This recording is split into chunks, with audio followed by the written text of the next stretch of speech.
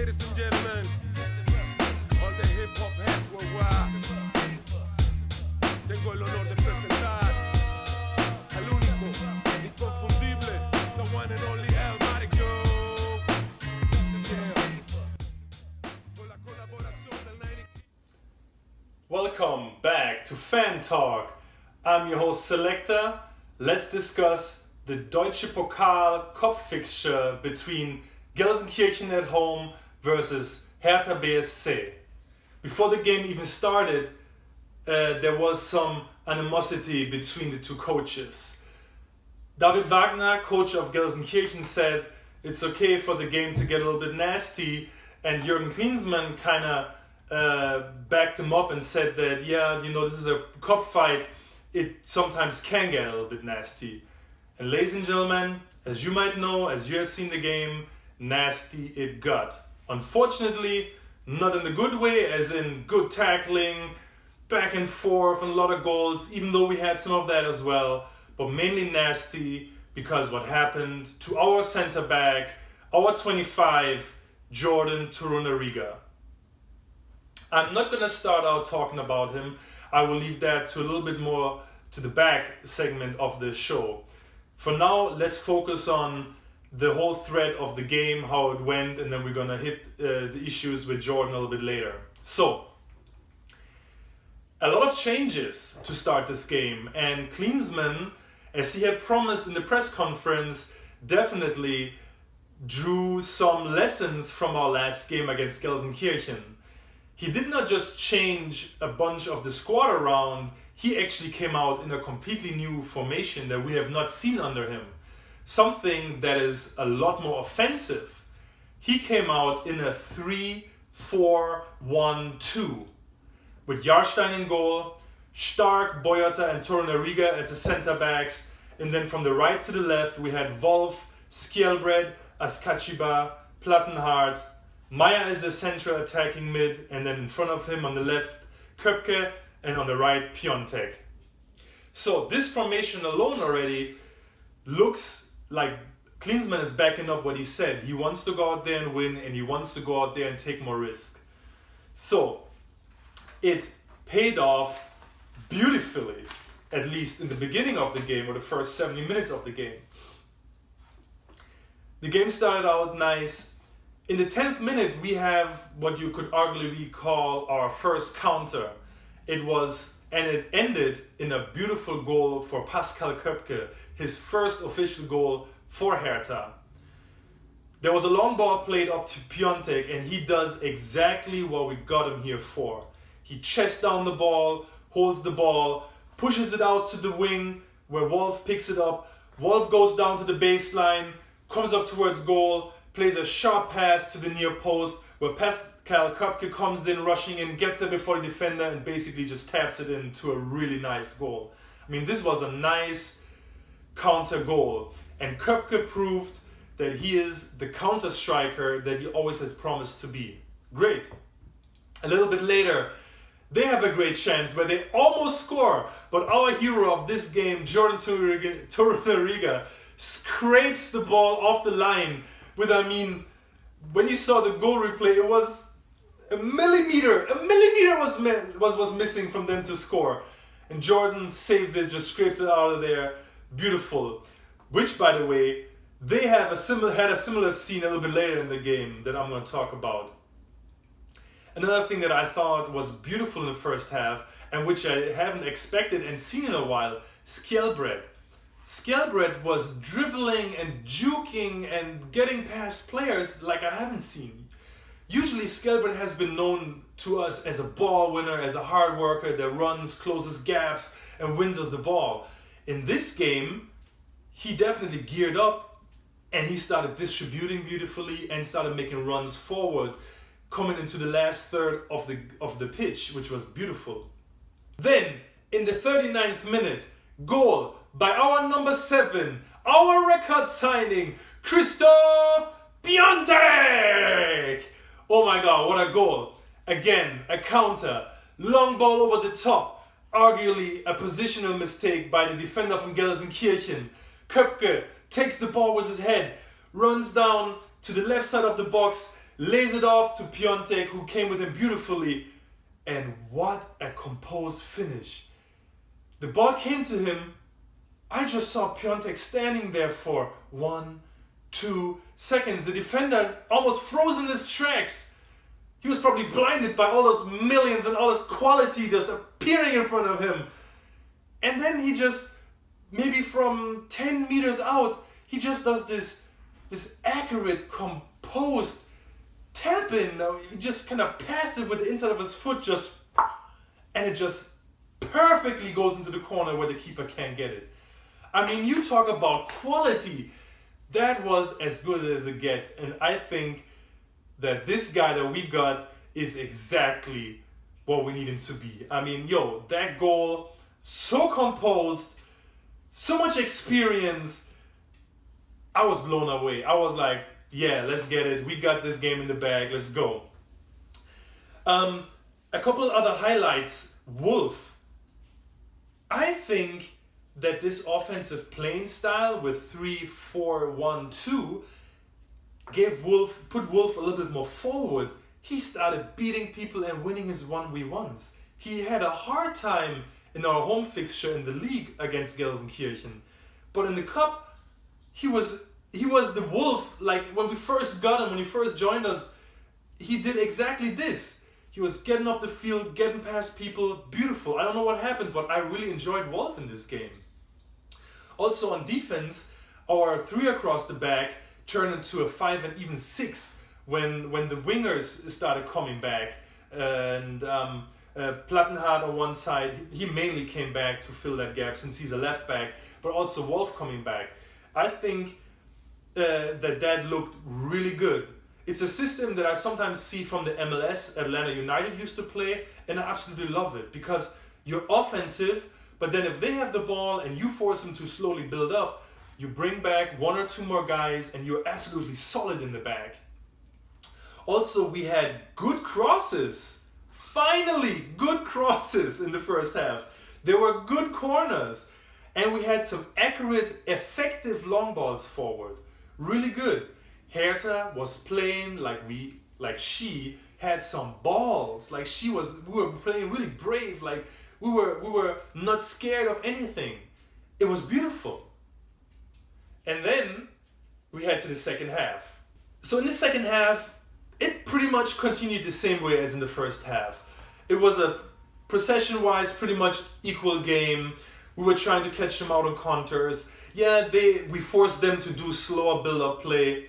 Every now and then they would come through, but no clear super cutout chances. It looked like we had this game in the bag, like we were controlling. Everything was going good.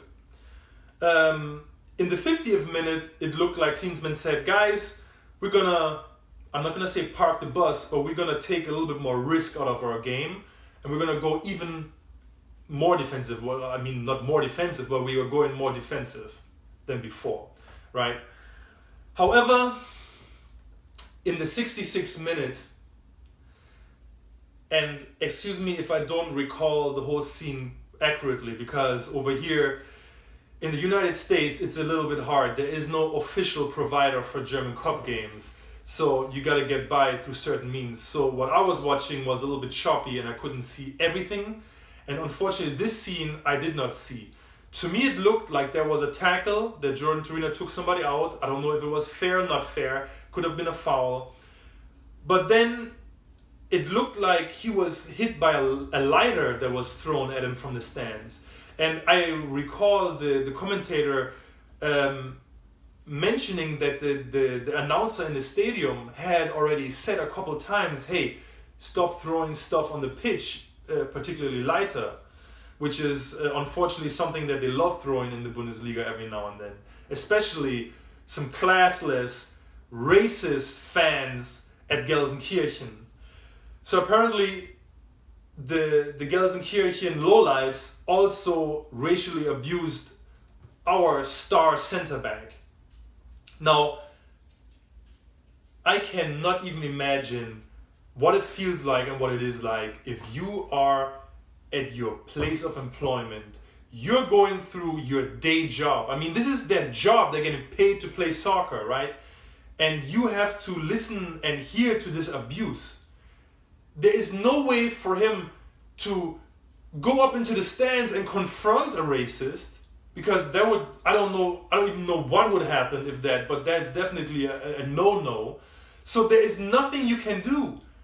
How hurt and how lost and how the inability to do something must just be crazy. So at this point in time, I think that this was the big turning point in the game. Jordan Tunariga got very emotional about this. I'm not gonna say that he's an emotional person, because a lot of times we men take this as a offense. So I'm not gonna classify him as an emotional person, but he got emotional, rightfully so. So I'm sure that he was off his game. I'm sure it was correct what they said in the media, when Stark said that this guy, he said he wanted to stop. And maybe he should have. But then, what signal does that send? Does the whole team walk off? I know that we had another striker. I follow him on social media, but I can't really remember his name. He plays for one of our U teams. He was also racially discriminated in a game against some Leipzig team, I think. And the team made the decision to collectively walk off. Now, they were winning at this point in time. Nankam, yes, another very promising young striker that we have, was also racially abused. And there the team decided to walk off. Now, this is a U team. It's a under 18 or something, or 19. It's a whole different thing than the German Cup. It's a whole different stage that the game is on. So in the Bundesliga and in the Cup, there's usually a 3-stage plan where the referee would go to the announcer, and the announcer would say, hey, stop with the racist slurs. There would be some type of announcement being made. Wow. And then I forgot what the second stage was, but at the third stage, you would basically leave the field if they don't seize or if there are still more issues. Now, in my last video, I already talked about that certain referees might be racist just based on the bias that they have when calling fouls for people of color in the Bundesliga. I think that might have played a role, and I'm going to get to why. In the 69th minute, we saw Mittelstädt in, Plattenhardt out, and I think that also, because Plattenhardt was playing a nice defensive game, he wasn't allowing much on that side. And then when Mittelstädt came in, for some reason, even though Mittelstädt had been solid and Plattenhardt had not, the roles kind of reversed a little bit, that Mittelstädt had a little bit of issues on their side. So in the 76th minute, Caligiuri scores. He gets past Mittelstädt, who for some reason can't get to the ball.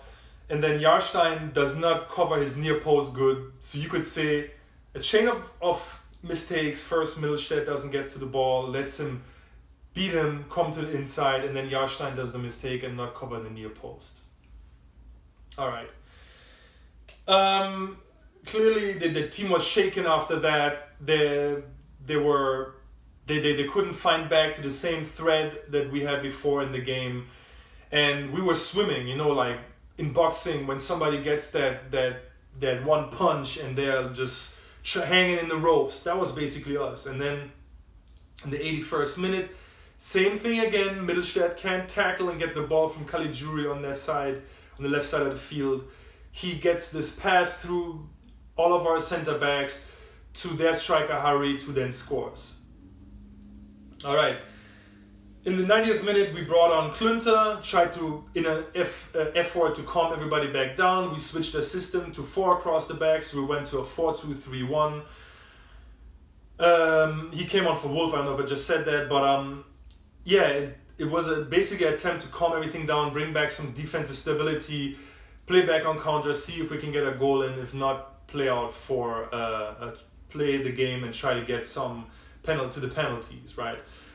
Now, Klünter, man, he just has no one-on-one skills, man. It's rough. So basically, the game ended.